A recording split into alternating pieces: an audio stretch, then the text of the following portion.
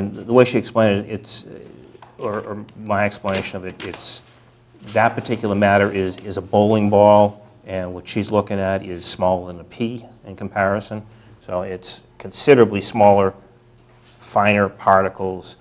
So there's been no real health studies on these things.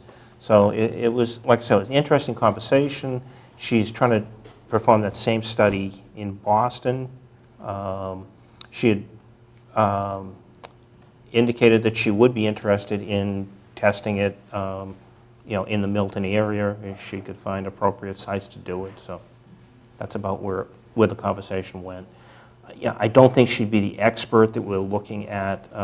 Should we decide to take any kind of legal action and look for an expert witness per se, because like I said, there's been no health studies on this particular stuff in terms of what are the health hazards. You don't even know at this point, and very few studies on it. So. And you mentioned Cindy, and I should have thanked her earlier when I mentioned that the letter that they're writing. Cindy's working and spending a lot of time on writing that letter, so thank you to Cindy for all of her efforts in that area. Anything else to report? Okay. Citizen speak response. Future agenda items. Then, if none, we have an executive session, but we also have a meeting of the Governor Stoughton trustees.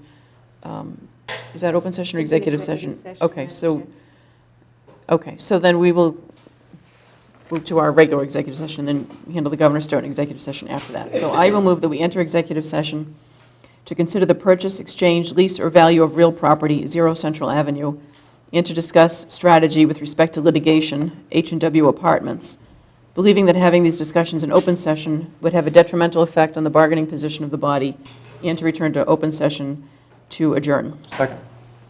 Mr. Cohen? Yes. Mr. Hurley? Yes. And myself, yes. All right, we are now in executive session.